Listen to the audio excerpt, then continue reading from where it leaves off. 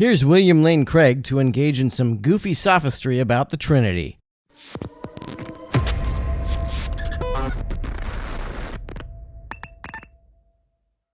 Okay, let's move on. Maverick Christian says, how exactly are you defining part such that a component of the Trinity isn't a part? In my model of the Trinity, I suggested that the persons of the Trinity are in some sense parts of God, in that each person is not the whole of the Godhead. That seems hard to square with what I've heard from some theologians and apologists. What I typically hear is that Jesus is God and God is Jesus. Those are statements on the shield of the Trinity. If Jesus is not the whole of God, then saying God is Jesus is like saying mammals are dogs instead of some mammals are dogs. Simply saying that mammals are dogs is not really true. It is, at the very least, quite misleading. That if you take the Son, there's also the Father and the Spirit. And so in some sense, the person is not equal to the whole Trinity. He would be in some sense a part.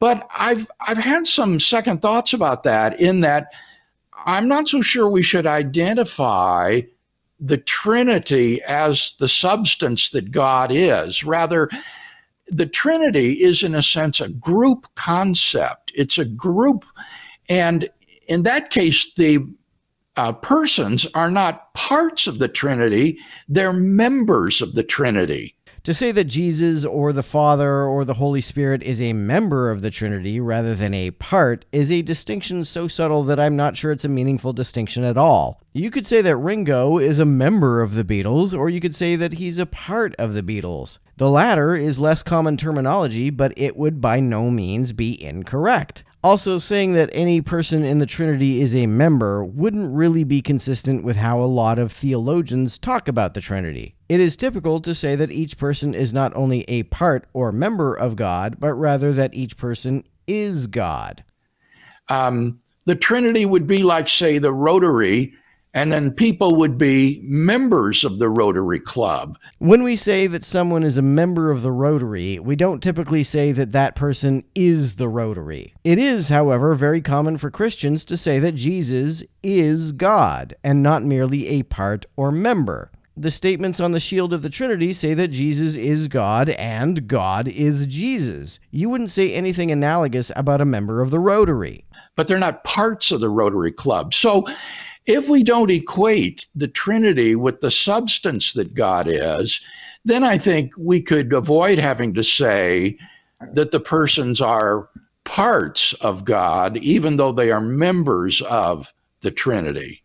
The Trinity is not really coherent. There's a contradiction built into it. The shield of the Trinity makes this contradiction especially clear. It says the Father is God and God is the Father. The Son is God and God is the Son. And the Holy Spirit is God and God is the Holy Spirit. It also says that the Father is not the Son or the Holy Spirit. The Son is not the Father or the Holy Spirit. And the Holy Spirit is neither the Father nor the Son. You can show that this is a contradiction by what's called the hypothetical syllogism. If A equals B and B equals C, then A equals C. If the Father is God and God is the Son, then the Father must, by logical necessity, be the Son. The doctrine of the Trinity accepts the first two premises, but then denies the conclusion that necessarily follows from those premises. The contradictions get worse when you look specifically at Jesus. Jesus is supposedly both fully God and fully human, but that necessitates that Jesus has frailties that one would think disqualify him from being God. For example, he is not omniscient. Jesus said in Matthew 24:35, "Heaven and earth will pass away, but my words will never pass away. No one knows about that day or hour, not even the angels in heaven, nor the Son, but only the Father." How can Jesus be God if he isn't all-knowing? A common apologist rebuttal is that even though Jesus said he didn't know, he was being misleading for some reason,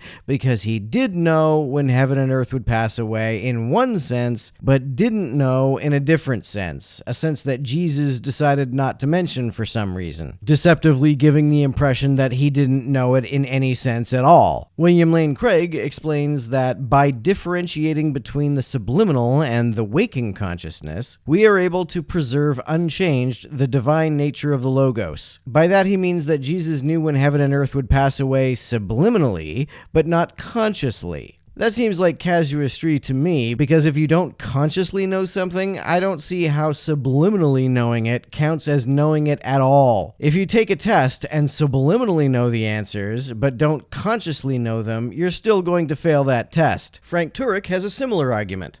Whenever you ask a question about Jesus, you always have to ask two questions. Why? Because he had two natures. Did Jesus know when he was coming back as God? Yes. Did he know when he was coming back as man? No. That's not even what Jesus said. He said only the Father knows. If we follow William Lane Craig's argument that Jesus and the Father are only members of God and are not each the whole of God, then Jesus did not know as God, because if only the Father knows and the Father is not the whole of God, then the whole of God does not have that knowledge. The Father is the only member of the Trinity who has that knowledge. Only one of God's members knows. Under Craig's conception of the Trinity, it's hard to see how knowledge that only the Father has can in any sense be held by Jesus. Even if Jesus, in some sense, shares an identity with God, he doesn't share an identity with the Father, and he would have to in order to gain knowledge that is only held by the Father. The knowledge is not described as being in any sense held in common among the members of the Trinity. Did Jesus get hungry? As man, yes. As God, no. Did Jesus get tired? As man, yes. As God, no. Gee, it's almost like these are two states that can't coherently occupy the same person. This might make sense if Trinitarian theologians said Jesus was partly God and partly human, but they insist that he is simultaneously 100% God and 100% human. If he were partly human and partly God, theologians could avoid contradiction by saying that Jesus is human in one respect and God in another respect. But no, they insist that Jesus is human in every respect and Jesus is God in every respect, all at the same time. That means that he both has human frailties in every respect, and he simultaneously lacks human frailties in every respect. That is a contradiction. So whenever you ask a question about Jesus, you always have to ask two questions. Now you can also look at it this way, that God is one what with three who's. Who one, who two, and who three.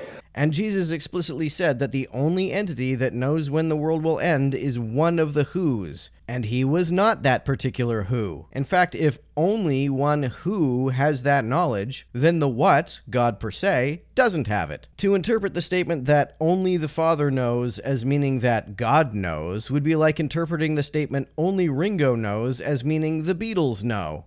Or to follow Frank's logic, George might not know what only Ringo knows in his mere status of being George, but as the Beatles, George somehow has possession of knowledge that only Ringo has. But Jesus is one who with two whats. What one, the divine nature, and what two, the human nature. So whenever you ask a question about who two, you got to ask what are you talking about? Are you talking about what one or what two? Because if you get those two mixed up, you don't know which who is going to give you the right answer. If Jesus can't give me the right answer, then he doesn't know that answer in any practically consequential sense. If you don't know something in a way that allows you to answer a question, you don't know it at all in any meaningful way.